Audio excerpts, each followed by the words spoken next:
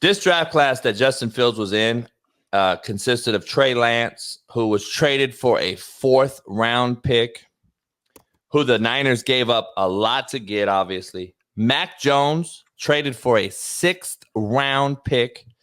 Justin Fields traded for a 2025 6th round conditional pick. And one more guy we're missing, named the Mormon MILF hunter, Zach Wilson, who is not even tradable according to the marketplace, and further proving my point that the quarterback product is getting worse and worse and worse. And I just want to break down the 2021 quarterback class will go down as possibly the worst disaster ever when it comes to what teams gave up and what teams got back in just a 3-year span. Just a mere 3 years ago, Smitty, this was a class that everyone was super fucking hyped on. Trey Lance, who ain't fucking played a down in college football in 2 years, who gets drafted first. We take him early on over a Mac Jones, who I think if the Niners draft Mac Jones, it's a whole nother ballgame. Mac Jones is probably thriving right now, but who knows? We take Trey Lance, and guess what? We get rid of him so goddamn quick, Smitty. He couldn't get rid of him faster. And then we get Justin Fields. We get Zach Wilson, the number 1 pick. Remember? What? Look at this class. Well, guess what it looks like? This class, the 24 class coming out right now, gives me a lot of the same vibes, the same energy, and a lot of the same bust written all over it.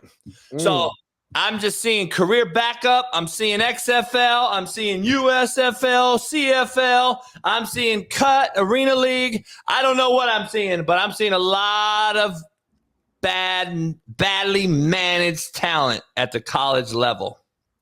Badly managed talent at the college level.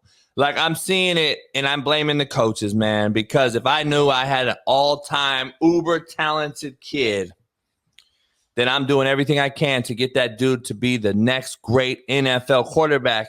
I don't understand these college coaches, Smitty, for one simple reason. Why would you not want to say that you coached the greatest NFL quarterback of all time? Like, you don't think Michigan, back in the day, their head coach at the time who coached Brady, I believe, was Lloyd Carr, maybe? You don't think he's walking around saying, I fucking found this guy, coached this guy, and created this guy? Like, you don't think guys want to be known as a guy that developed the dude who became the greatest thing ever? Like, you don't think Texas Tech's coach, who had Patrick Mahomes, who really didn't win any college meaningful games, who really didn't do shit in college, contrary to belief, you don't think he's still dick measuring out here? Talking about Mahomes is mine. I always knew, even if he didn't spend it at the bar, though, I always knew Mahomes was going to be the motherfucker. We just had a shitty roster in college. You know what I'm saying? Like, you can say anything about it. The dude is who he is now. Right. Like, I am really tripping that college coaches rather either shop, get paid only to not lose their job with NIL and collectives and all that, over creating a dude that is going to be great when you know you have the talent. Like Justin Fields, if I had him at Ohio State or Georgia, dude, my dick would be hard every day, and I'd be like, let's go. Get under center today. We're going to do EDDs, everyday drills. Alan knows. We're going to teach you how to get under center because you don't know where you're going at the next level. We don't know if you're going to be under center or not, but let's be prepared for it. Let's teach you ground zero basics, but we don't no more. Like, I go to these college practice meetings and everybody's in the gun starting practice before anything. There's no center exchange. There's no ball security. There's nothing. They're all in the gun and they're just sitting out there, pads undone, fucking just, blah, like looking pretty, 7-on-7 culture. And you wonder why these dudes don't participate in the fucking, in the combine.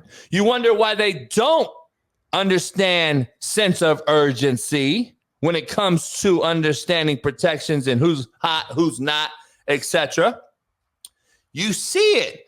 And I'm old school, Smitty. We get it and all that. But I don't believe, and you can ask Alan right here, I don't believe that you should do anything on that practice field that you will not do in the game.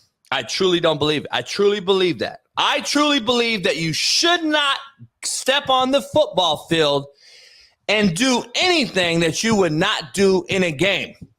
So ask Alan. That's why we were strapped up when we hit the field. If you want to take your helmet off, you got to get off the sideline. Get water over there. That's why our pads were strapped when we got on the football field. Our quarterback pads, our rib pads, whatever. We're not out. Are you going to be like that in the game? So that is my point. We do everything we did on the football field. I just am a true believer of that, and I don't know if that will ever change. I don't know if Smitty can go out there in a soft shell helmet with just shock pads on and do drills, hand-to-hand combat drills against O-linemen, and then expect that to translate when we put the pads on. Our sweat starts to come down and cover our eyes because we now have a helmet on, and then we hit that first, and then now, oh, shit, the game's changed. I don't believe you can take a light practice and turn it into a nut-crunching gladiator sport if you don't do it when you're at practice.